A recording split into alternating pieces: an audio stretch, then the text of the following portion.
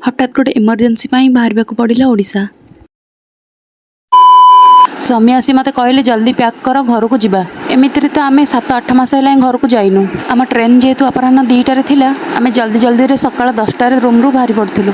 एमिति भी सकाल सकाल तरतर ट्रावेल कले भोक शोष ही न थाए। आम जल्दी जल्दी गोटे गोटे कदली खाई बाहरी पड़ू। आम ट्रेन थिला शिरडी भुवनेश्वर। आम साई बाबा मंदिर बाट दे स्टेशन जाऊँ। दुर्भाग्यवशतः से बाट दे गले भी बाबा दर्शन टी कर पार्लु। एवं आम पहुँची जाइलु शिरडी स्टेशन में। ठीक जदि आ 5 मिनिट भी लेट कर देता आम ट्रेन मिस कर देइथांदो। जहा हो गॉड ठीक कंटाकंडी टाइम रे आसी पहुँची जाइथिलु।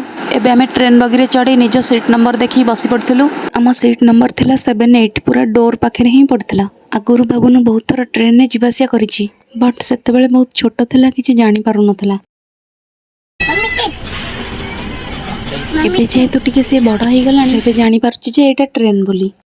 आ ट्रेन रे जो मैंने आसी से मैंने ही जानी ट्रेन खाଇବା पूरा बेकार।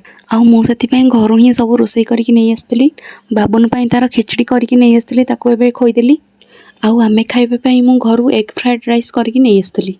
आमे भी ये 2 जन मिसिकी बसिकी खाईदेलु। लंचटा जहाँ जमी होगला। एबे चिंता है नाइट पाई एते टाइम पर्यंत रोसे खाइबा तो रही खराब हो सुखिला केक बिस्कुट वगैरह नहीं आसलु। ताकू खाई ही नाइट टाइम टा कटईदेबू। एपटे तो गला बेलू बाहर बहुत जोर वर्षा होता। आ बाबू ने बाहर सब जिनस देखिकी एंजॉय करके जाऊला।